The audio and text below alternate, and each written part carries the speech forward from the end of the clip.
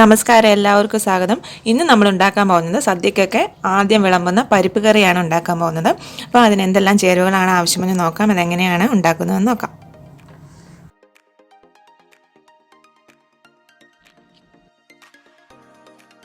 അതിനായിട്ട് ഞാൻ 1 ഗ്ലാസ് ചെറുപയർ പരിപ്പാണ് എടുത്തിരിക്കുന്നത്. അപ്പം തൊലിയോട് കൂടിയ മുഴുവനെയുള്ള ടൈപ്പ് ചെറുപയർ പരിപ്പാണ് എടുത്തിരിക്കുന്നത്. അപ്പം കടകളിലൊക്കെ ആണെങ്കിൽ സ്പ്ലിറ്റഡ് ടൈപ്പ് തൊലിയില്ലാത്ത ടൈപ്പും കിട്ടും. അപ്പോൾ അതുകൊണ്ടും പരിപ്പുണ്ടാക്കാം. അപ്പോൾ അതാണെങ്കിൽ കുറച്ചൊരു മഞ്ഞ കളറിലിരിക്കും, ഒരു ലൈറ്റ് യെല്ലോ കളറിലായിരിക്കും അതിരിക്കുന്നത്. പക്ഷെ നമ്മൾ ഉണ്ടാക്കുന്നത് തൊലിയോട് കൂടിയ പരിപ്പായതുകൊണ്ട് ഒരു ലൈറ്റ് ഗ്രീൻ കളറിലായിരിക്കും നമ്മുടെ പരിപ്പ് കറി ഇരിക്കുന്നത്. അപ്പോൾ അതുകൊണ്ട് ഇതെങ്ങനെയാണ് ഇനി ഉണ്ടാക്കുന്നത് നോക്കാം. ഇത് നമ്മൾ 1 ഗ്ലാസ് പരിപ്പ് ചെറുപയർ പരിപ്പ് എടുത്തിട്ട് നമ്മളൊരു പാൻ അടുപ്പത്ത് വെച്ച് ചൂടാക്കുക. എന്നിട്ട് അതിനകത്തോട്ട് റോസ്റ്റ് ചെയ്തെടുക്കണം. ഒരു ലൈറ്റ് ബ്രൗൺ കളറാകുന്നിടം വരെ ഇതൊന്ന് റോസ്റ്റ് ചെയ്തെടുക്കുക.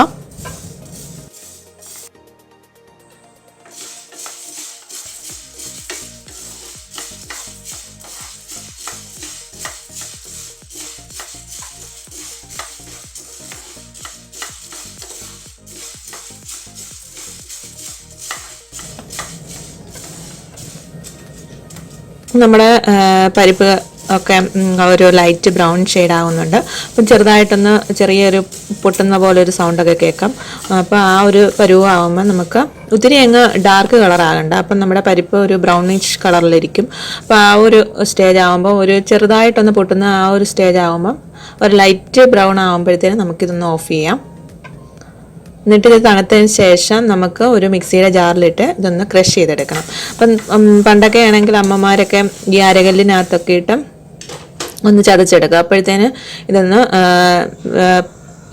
എല്ലാം പരിപ്പെല്ലാം കൂടി രണ്ടായിട്ട് മുറിഞ്ഞിട്ട് സ്പ്ലിറ്റായിട്ടിരിക്കും. അപ്പം ഈ അരകല്ലിനകത്ത് വെച്ച് ചതച്ചും എടുക്കാം. അപ്പോൾ അതുപോലെ തന്നെ മിക്സിയുടെ ചെറിയ ജാറിലിട്ടൊന്ന് ചെറുതായിട്ടൊന്ന് ക്രഷ് ചെയ്തെടുക്കാം.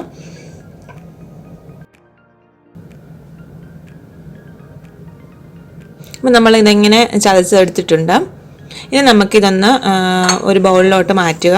എന്നിട്ട് ബൗളിലോട്ട് മാറ്റിയതിന് ശേഷം കുറച്ച് വെള്ളം ഒഴിച്ചിട്ട് ഇതിൻ്റെ തൊലിയെല്ലാം നമുക്ക് വേറിട്ട് മാറ്റിയെടുക്കണം. തൊലിയെല്ലാം കഴുകി ഇത് റിമൂവ് ചെയ്യുക. അപ്പം പലവട്ടം ഒരു 2-3 വട്ടം ഇതുപോലെ കഴുകിയതിന് ശേഷം ഇതിനകത്തെ തൊലിയെല്ലാം നമുക്ക് ഡ്രെയിൻ ചെയ്ത് മാറ്റുക. തൊലിയില്ലാത്ത പരിപ്പാണ് കിട്ടുന്നതെങ്കിൽ ഇതിൻ്റെ ഈ ഒരു പ്രോസസ്സിൻ്റെ ആവശ്യമില്ല, ഡയറക്റ്റ് കുക്ക് ചെയ്താൽ മതി. അപ്പം കുക്ക് ചെയ്തിട്ട് ഉടച്ചാൽ മതി. ഇതിപ്പം നമ്മൾ തൊലി കളയാൻ വേണ്ടി നമ്മളിതൊന്ന് കഴുകി ഇതിൻ്റെ തൊലി ഒന്ന് മാറ്റുവാണ്. അങ്ങനെ നമ്മുടെ പരിപ്പെല്ലാം നല്ലപോലെ കഴുകി അതിൻ്റെ തൊലിയെല്ലാം കളഞ്ഞിട്ടുണ്ട്. ഇനി നമുക്കൊരു കുക്കർ എടുത്തിട്ട് അങ്ങനെ കഴുകി മാറ്റി വെച്ചിരിക്കുന്ന പരിപ്പ് ഈ കുക്കറിനകത്തോട്ട് ഇട്ട് കൊടുക്കാം. നമ്മുടെ പരിപ്പെല്ലാം ഇട്ട് കൊടുത്തിട്ടുണ്ട്. ഇനി നമുക്ക് 3 തൊട്ട് 4 വരെ ചെറിയ ഉള്ളി ഇട്ട് കൊടുക്കാം. അതുപോലെ തന്നെ 2 പച്ചമുളക്, അത് എരിവിനനുസരിച്ച്. കുട്ടികൾക്കൊക്കെ ആണെങ്കിൽ പരിപ്പ് വളരെ ഇഷ്ടമാണല്ലോ, അപ്പം അതിനനുസരിച്ച് പച്ചമുളക് ഇട്ടാൽ മതി. കുറച്ച് വെള്ളം കൂടി ഒഴിച്ചു കൊടുക്കാം. ഇപ്പോൾ 2 കപ്പ് വെള്ളത്തോളം നമ്മളിവിടെ ഒഴിക്കുന്നുണ്ട്. എന്നിട്ട് നല്ലപോലെ ഇത് കുക്ക് ചെയ്തെടുക്കാം. ഒരു 4-5 വിസിൽ വരെ ഇത് കുക്ക് ചെയ്തെടുക്കാം.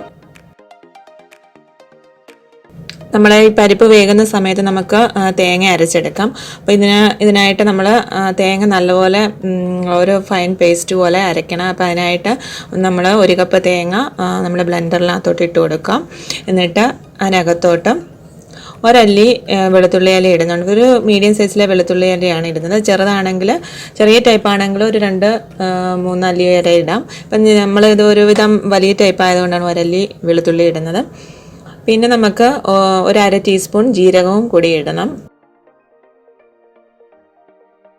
പിന്നെ മഞ്ഞൾപ്പൊടി, 1/2 ടീസ്പൂൺ മഞ്ഞൾപ്പൊടിയും കൂടി ഇട്ട് കൊടുക്കുന്നുണ്ട്. പിന്നെ ആവശ്യത്തിന് വെള്ളം കൂടി ഒഴിക്കുക. എന്നിട്ട് ഇത് നല്ലപോലെ ഒരു ഫൈൻ പേസ്റ്റ് ആകുന്നിടം വരെ നമുക്ക് ഇതൊന്ന് അരച്ചെടുക്കണം.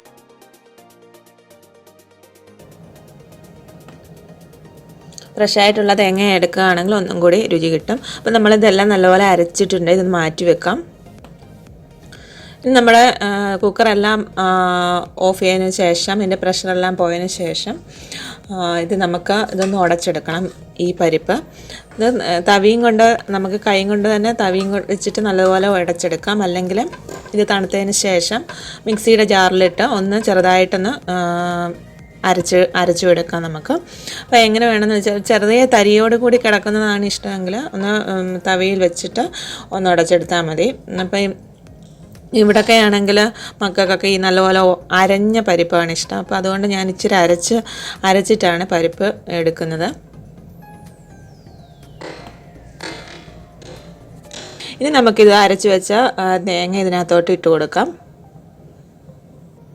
പച്ചമുളകും വെളുത്തുള്ളിയും ജീരകം കൂടി അരച്ച തേങ്ങ ഇതിനകത്തോട്ട് ഇട്ട് കൊടുത്തിട്ട് ആവശ്യത്തിന് വെള്ളവും കൂടി ഇട്ടിട്ട് ഇതൊന്ന് തിളപ്പിച്ചെടുക്കണം. ഒത്തിരി അങ്ങ് തിളയ്ക്കേണ്ട, ചെറുതായിട്ടൊന്ന് തിളച്ചാൽ മതി. അപ്പോഴത്തേന് നമുക്ക് തീ ഓഫ്. നമ്മൾ തിളയ്ക്കുന്നതിന് മുമ്പായിട്ട് ഒരു 1/2 ടീസ്പൂൺ നെയ്യും കൂടി ചേർക്കുന്നുണ്ട്.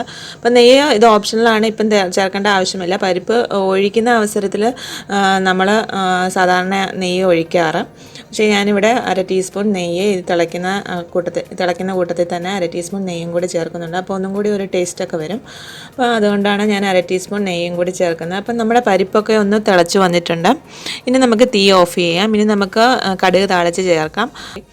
കടുക് താളിച്ച് ഒഴിക്കുക. കടുക് താളിക്കാനായിട്ട് എണ്ണ ചൂടായതിന് ശേഷം കുറച്ച് കടുക് ഇട്ടിട്ട് അതിനകത്ത് വറ്റൽമുളകും ഉള്ളിയും കറിവേപ്പിലയും കൂടി ഇട്ട് മൂപ്പിച്ച് ചേർത്തിരിക്കുകയാണ്.